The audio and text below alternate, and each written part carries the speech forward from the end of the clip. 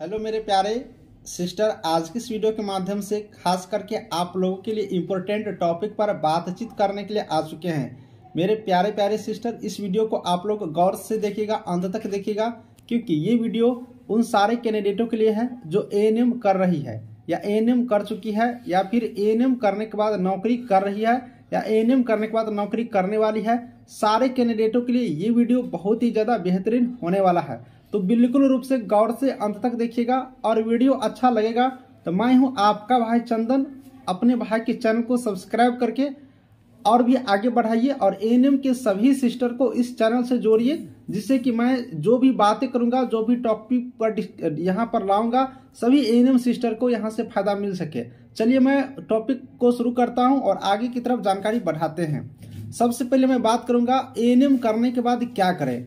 ये सबसे बड़ी प्रश्न है कि एएनएम करने के बाद क्या करें। तो यहाँ पर आपके मन में दो प्रश्न आते होंगे, एएनएम करने के बाद हम नौकरी कर लेते हैं या फिर एएनएम करने के बाद हम जीएनएम का कोर्स कर लेते हैं। तो चलिए मैं दोनों को और आसानी से यहाँ पर क्लियर करते हैं। अगर आपने एएनएम का नौकरी कर ली हो तो आपके मन में ये प्रश्न आते होंगे कि चलिए हम कम से कम एक और कोर्स कर लेते हैं जीएनएम।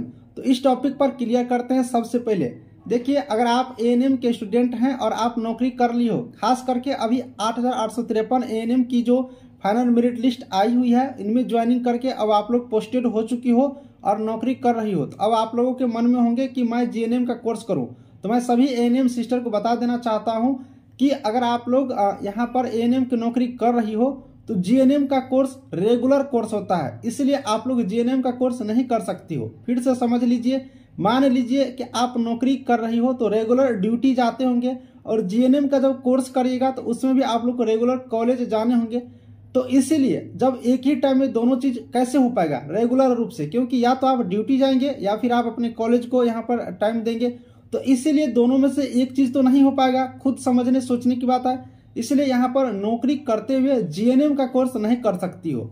जीएनएम का कोर्स कहने का मतलब ये मेरा तात्पर्य है कि रेगुलर वे से कोई भी कोर्स नहीं कर सकती, कोई भी कुछ भी नहीं पढ़ सकती हो।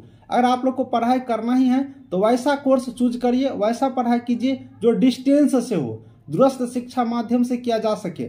दूरस्थ शिक्षा माध्यम डिस्टेंस से कराने वाले बहुत सारे इंस्टीट्यूट हैं, जैसे इग्नू आप ले लीजिए, उसके बाद आप लोग यहाँ पर नालंदा ओपन यूनिवर्सिटी है वो ले लीजिए, या बिहार में जितने भी यूनिवर्सिटी है जैसे ललित नारायण मिथिला यूनिवर्सिटी, उसके बाद हो गया पटना यूनिवर्सिटी, उसके बाद हो गया बिहार यूनिवर्सिटी, बहुत सारे यूनिवर्सिटी है। उन सारे यूनिवर्सिटी के माध्यम से भी आप लोग को डिस्टेंस मोड में पढ़ाई करवाए जाते हैं, वहां पर भी ये सुविधाएं हैं। तो आप लोग जीएनएम के अलावे कोई और भी कोर्स यहाँ पर कर सकती हो और उसके माध्यम से भी आगे बढ़ सकती हो। तो ये बात आप लोग फाइनल समझ लिए होंगे।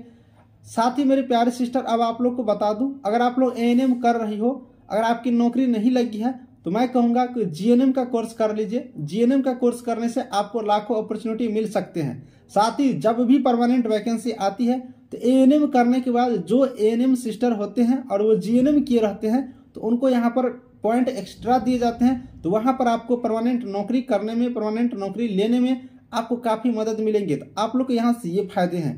तो उम्मीद करते हैं कि आपको लगभग कंप्लीट जानकारी यहाँ से मिल गई होंगी। इसी तरह से अगर आप लोग बिहार तकनीकी सेवा आयोग के अंतर्गत एएनएम में नौकरी ले लेती हो, उसके बाद भी सोचती हो कि मैं पढ़ाई करूं, मैं पढ़ाई कैसे करूं, तो जीएनएम के कोर्स के बारे में तो रेगुलर वे से नहीं कर सकती हो। यहाँ पर आपने स्पष्ट समझ गए। अब देखिए, जो कैंडिडेट डिस्टेंस मोड से मान लीजिए ग्रेजुएशन की पढ़ाई करना चाहती हो या फिर कोई और कोर्स का पढ़ाई करना चाहती हो, तो आप लोग को इसके लिए आप अपने डिपार्टमेंट से परमिशन लेना होता है, आपको वहां से अनुमति लेने होंगे। अब जैसे कि एएनएम की नौकरी कहीं पे कर रही हो, आपको मान लीजिए ग्रेजुएशन की कोर्स करना है, तो एक एप्लीकेशन लिख के आप अपने डिपार्टमेंट को देंगे, जिसमें सब्जेक्ट रहेगा जो कोर्स करोगी। मान लीजिए ग्रेजुएशन की बात कर रहा हूं तो ग्रेजुएशन की कोर्स करने के लिए अनुमति देने के संबंध में, तो ये इस तरह से आप एक एप्लीकेशन लिख के डिपार्टमेंट को दीजिएगा। डिपार्टमेंट उस एप्लीकेशन को पास करेंगे और आपको यहाँ पर अनुमति मिल जाएंगे पढ़ाई करने के लिए। तो डिस्टेंस के माध्यम से आप लोग पढ़ाई कर सकती हो, ये एक प्रोसेस है, इसके माध्यम से बिल्कुल रूप से कर सकती हो। तो यहाँ पर ये एक तरीका है। तो हमको लग रहा है कि आपको यहाँ से ये भी डाउट यहाँ पर अब क्लियर हो गए होंगे।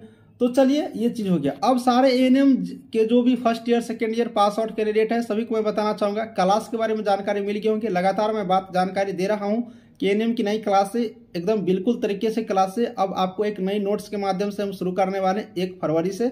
तो आप लोग थोड़ा दिन और इंतजार करोगी इस क्लास के लिए, और सारी जानकारी आपको वहां से पढ़ाई के साथ बिल्कुल PDF वगैरह अच्छी तरीके से आपको करवाएंगे।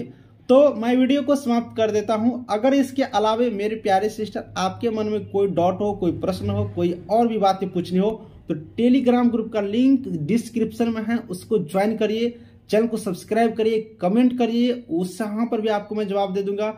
और वीडियो अच्छा लगा होगा ना तो दोस्तों में शेयर करिए, सारे दोस्तों को जोड़िए, एकदम जोड़िए, जिससे कि सारे मेंबर बढ़ेंगे तो और अच्छे लगेंगे, सारे लोग एक साथ मिलेंगे, फास्ट इन्फॉर्मेशन फैमिली और एक मजबूत होगा।